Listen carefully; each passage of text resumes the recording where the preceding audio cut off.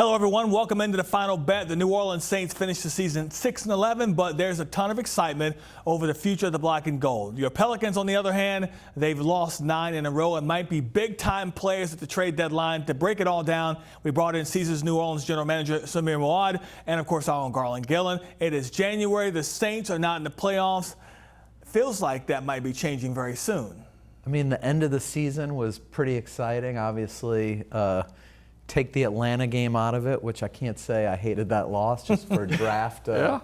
You know, the 8th pick felt good. I felt like we were going to win out and draft like 14th. And I feel pretty good about the quarterback. Obviously, you want to – I did read something the other day. It made me realize, like, he still hasn't even played a full season, right? And so you want to see his continued growth, but you saw improvement week to week. In the beginning, I thought he was more of just a scrambler, and he was really throwing the ball well at the end of the season. And if you're a Saints fan, you're excited. And the formula to winning in the NFL is building around an inexpensive quarterback. And if we can build the team up in the next 2 years, because, you know, let's not forget he was a 2nd-round pick, so we don't get the 5th year, we'll see. Well, you made a great point yesterday in the sports office. You said, I want to cover playoff games again. Yeah. 2020, and that was during COVID, so that was a really weird thing. I'm sure that Samir wants to sit in his suite at the Caesars Superdome and watch playoff games. Our suite, not my suite. Caesars, yes. But I'm sure he wants to sit in the suite and watch playoff games. I mean, this is 5 years in a row. This has got to end. I'm tired of being in January. I mean, it does make our life easier. We're not like in the midst of like covering press conferences every day. But I don't want that. I want to be working hard. I want to be covering playoff games. So I hope this 5 years of futility is over with, and next year we're talking about the playoffs. I would agree with all that. Let's get to tonight's opening line. New Orleans missing the playoffs for the 5th year in a row. Does Shough make New Orleans a playoff contender?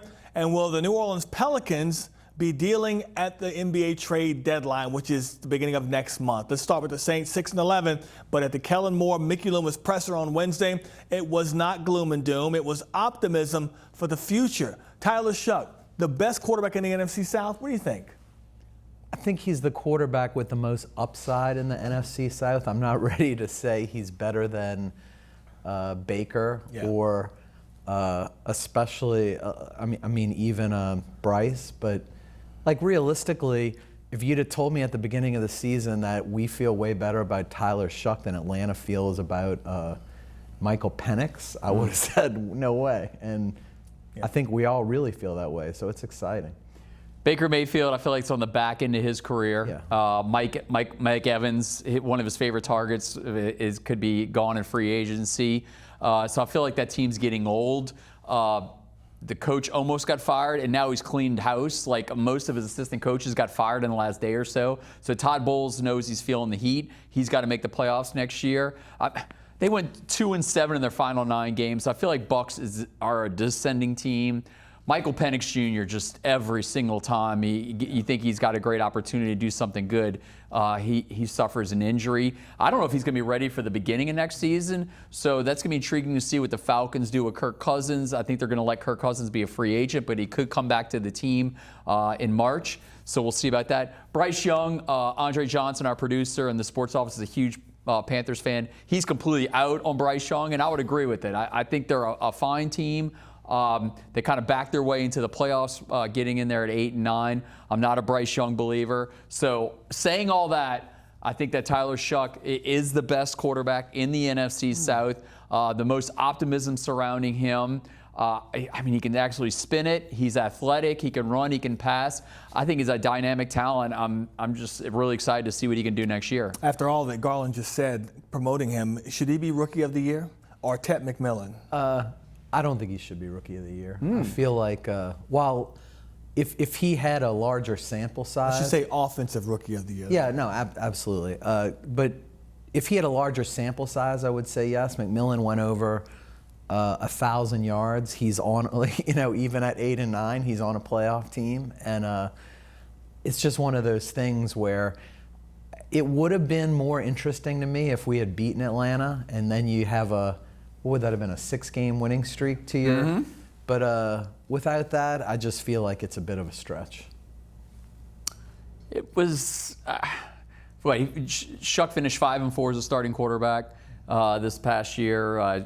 Spencer went 1-7. So I think how bad the team was and how much he lifted that team up after he got in is really impressive. Ted McMillan, that second to last game, only had one catch for 5 yards. The same day that Tyler Shough was getting the New Orleans Saints undefeated in December. Yeah, but is one game going to stand out above 16 other ones? I think you know what hurt Tyler Shough was that the Panthers-Bucs game was on national television this past Saturday, and Ted McMillan, I think, went for 80 yards or so in that game and had a big catch. So, I mean, the betting odds have McMillan as a big-time favorite. It kind of swayed a little in Tyler Shough's favor, but I like where this team is going under Tyler Shough. If you told me, I think he deserves to get it, but will he get it? No. I think that the betting odds are in Ted McMillan's favor because he had 1,000 yards and they went to the playoffs. But let me ask you both this: does it help Tyler Shough's case that he was named Rookie of the Month of December? I certainly think it helps it. Again, I just go back to sample size. Just overall, and partly how you finish. Like, not that, like, you don't want to think about one game, but finishing with a winning streak at the end of the year would have really said, like, hey, pretty much he's the guy, right? I also don't want to confuse whether he's going to win Offensive Rookie of the Year with who feels best, like who should be most excited about the rookie they found. And I don't think there's any question that no that's doubt us. about that, yeah. Which, at the end of the day, as a fan, that's really all I care And a lot about. of times that comes down to the position the guy plays. 100%. I mean, if you got a quarterback, you've got a future for the next 10 years. If you got the right guy, Ted McMillan, no disrespect to him, he's been great at the position, but he's not a quarterback. So. You're only as good as your quarterback. Absolutely. Yeah, and the Giants, I think, is a job that people want because they have a rookie quarterback they can mold in Jackson Dart. It's exciting. You know, same thing with, I'm sure, with Cam Ward in Tennessee. If you got a quarterback, then you got a good chance of winning in the future. So I think that's why some of those jobs that are open are pretty exciting. What it feels like the Saints have a lack of right now are running backs. And not just, it's a full running back room, but there's no lead dog in that running back room. It doesn't feel like Alvin Kamara is that guy anymore. What do you think they do at running back this year? Well, I think certainly health matters. I also think, meaning like, can the guy, like a bunch of guys for us flashed. And who's going to be healthy? Who's going to get reps? I also feel like running back is the easiest position to fix in the NFL, meaning it seems like there's always a running back. I still think Alvin Kamara has gas left in the tank. I just think it's more as like a Darren Sproles type role as opposed to a 3-down back. I have no idea where Kellen Moore or Mickey Loomis stand on that, so ultimately they'll decide that. But I'm not terribly concerned about where we're at running back. Kamara's probably got 1 year left. And then Kendre Miller missed most of the season again with an injury. You hope when he comes back. Devin Neal looked really good. So you're going to have those three guys. And then I know there's a lot of excitement over Audric Estime. Bring him in camp, no doubt also. But you got to, I think, get an outsider, either in the free agency or in the NFL draft. I just don't think there's no alpha number one running back out of all those guys I just mentioned with Neal, Kendre Miller, and Alvin Kamara. I know our colleague Sean Vazan would love to get the running back out of Notre Dame. Would you use that first pick on a running back? Maybe. Like, look, I know Jeremiah Love, I think is his name. Mm-hmm. Like, in any mock draft, if you're looking this early, it seems like he's projected to us. I'm not against it. I want whatever is best for the team. I hate to say maybe let's get another offensive lineman, but I still think our offensive line needs some work. Partly who's there. I mean, I'll tell you, like, I'm pretty excited about Tyler Shough. I don't know, like, what if it's not going to happen? But like, if Fernando Mendoza fell to you, would you take a quarterback? I don't think you can ever have enough quarterbacks. So. Partly, you got to see how the board goes. Whew. Okay, let me just interject here. There's no way I'm using that first pick on a quarterback. And I understand what you're saying. A good quarterback is a good quarterback. But then what message does that send to your current quarterback who's got 9 games under his belt, who's played really well? I mean, I think they have too many more needs. I think Mendoza goes either one or two. I agree. And I think Moore goes either one or two. I saw that one of these X accounts started trying to turn things up yesterday, talking about Ty Simpson will be there at 8. Do the Saints take him? I say heck no. I think the Cardinals might take Ty Simpson at number 3 overall because they're desperate for a quarterback.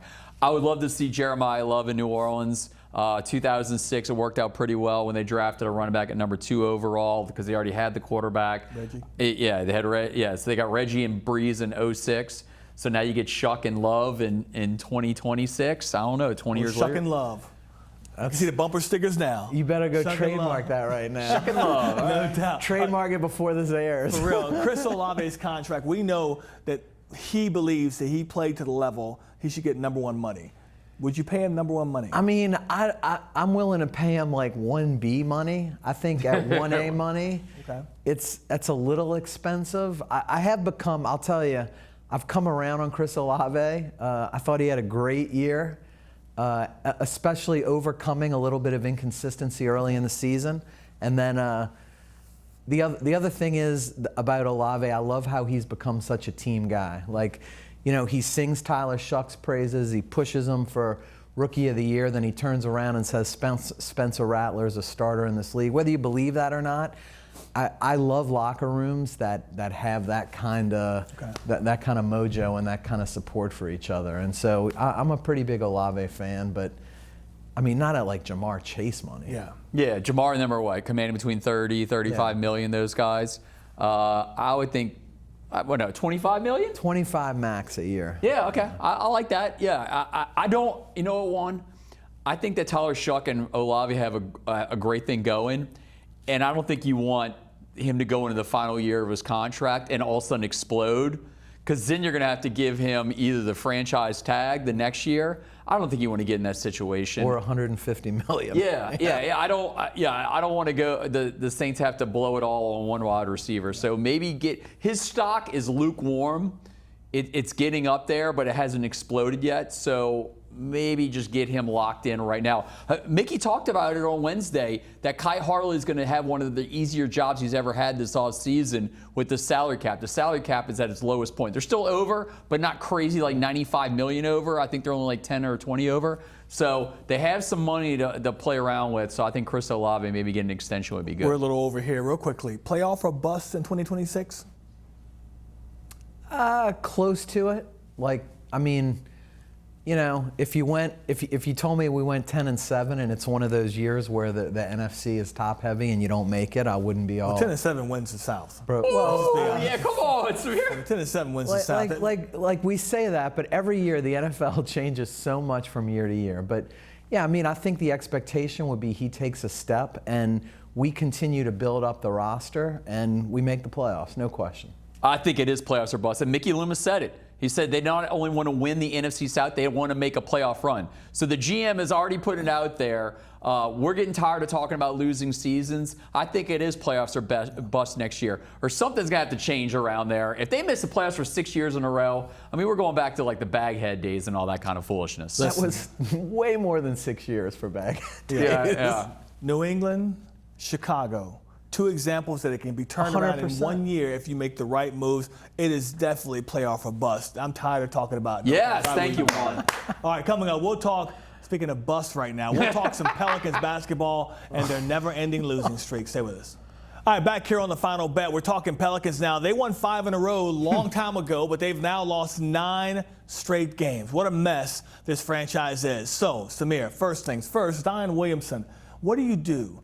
Trade deadline's approaching in early February. Do you keep him? Do you trade him, see what you can get, retool the team? Trade him. Yeah. Like we've tried multiple combinations with him as the centerpiece.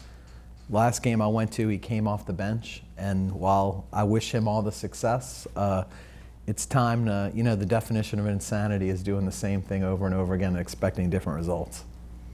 I went to the Blazers. He talked about the last game he went to. I went to the Blazers game, which was his season high. He's starting to really get in a good mix there. He's not sitting out on the back-to-back nights. So I think you can get some. I thought back before, like maybe it was pennies on a dollar. You can get maybe like 60 cents on a dollar on Zion Williamson. So I think it's time. I think it's time to let him go, move on. You have no first-round picks right now. You need to find a team that has a lot of first-round picks. And there's some, like the Thunder and some other teams have multiple first-round picks. It's time to get back into this 2026 draft. Yeah, we saw the Pelicans play in Atlanta last night. And during that game, Trae Young was traded to the Wizards for C.J. McCollum and another player. So teams are thinking, okay, maybe because Trae Young used to be the centerpiece of the Hawks. Maybe the Pelicans are thinking, maybe Zion Williamson's not a trading piece that we need to get rid of. But who else on the roster do you think is worth putting out there as bait? Look, I think clearly Trey Murphy and Herb Jones, Trey for his offense, Herb for his defense, are both interesting pieces. Saddiq Bey has certainly exceeded expectations, and I think he would potentially attract some attention on the market. Ultimately, I don't know that I don't know that there's anybody that should be off the table, no. And we haven't really picked right there over the last few years. The people we've decided not to go with have been pretty successful in other places. So blow it up. I like the rookies. I would like to see them stay. I'd like to see Trey stay and Saddiq Bey. I think another one would be Jose Alvarado. It just coming off the bench, somebody else is going to want him. Yeah, he brings a lot of energy, so I think you can get something good for Jose Alvarado. I think that's another one that to keep an eye on. Let me ask you, if you're a GM, are you giving up a first-round pick, even if it's a late one, for Jose Alvarado?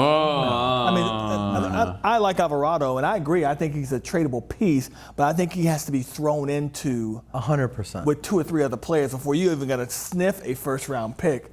As much as I like Jose and the energy he brings off the bench, that's really all you can count on him for. Yeah, I agree. Yeah. But I think there's going to be a team that's making a playoff run that's going to want Jose Alvarado on their team. I definitely would consider teams that have tradable pieces and have draft picks. That's the key. They have no draft picks. Yeah, that's the problem. Giving up that one unprotected drives me crazy. Who else? Give me some positives on this team right now, because to me, I think it is your rookies. Jeremiah Fears, no question. Derek Queen. Now, they don't play defense when Derek Queen and Zion are next to each other, but offensively speaking, I saw that last night. Those 2 players have been as much as you could ask for first year. I mean, there's no question, and I think that the effort has been pretty good. But yeah, defense is a real struggle and a frustration if you're a fan at the game. Yeah, they get killed on the offensive rebounds. Like like when they're playing defense, they're getting killed on the boards. There's a video, you can go out there and find it on X, where Zion Williamson just let the guy run right through the lane, and kind of Derek Queen kind of went up there and just went right in the basket. Their defense is disgusting right now. I hate the way they're playing on defense. He said positives. Yeah, I was looking for something positive, and you guys are going back down it's a struggle right now. Negative avenue. James Borrego really kind of put a little fire in the team when he took over the job from Willie Green, and it feels like things that he's saying, he's brutally honest, which I love that about him. The things he's saying now are really kind of falling on deaf ears, because either players want to, it's like defending. Either you want to play defense or you don't. Either you want to rebound or you don't. It's an effort thing. It's not really this is what you got to do it. It's about going to get the ball. It feels like that his message is kind of falling on dead ears right now. Yeah, I agree, and I feel like that's kind of what happened with Willie as his tenure went on, and ultimately, look, I know Borrego was an in-demand coach at times in terms of interviews and stuff. Let's see how the rest of the year goes, but if you're blowing this up to really try to do something different, then let's blow it up and do something different.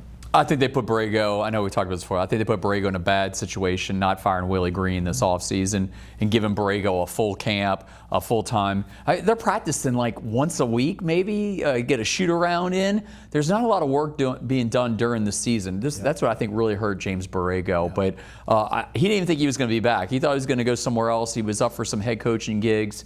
I think he's a good coach. I think injuries are definitely hurting Borrego right now. But 9 losses in a row. I don't know when this thing ends. Yeah. Maybe against the Wizards on Fox 8 on Friday, they get that win, because CJ's gone And I don't know I wonder if Trey's going to play in this game on Friday He night. looked pretty healthy maybe last he night. beats him twice in a week. Yeah, there you go. Maybe so. Samir, thank you as always. Appreciate you.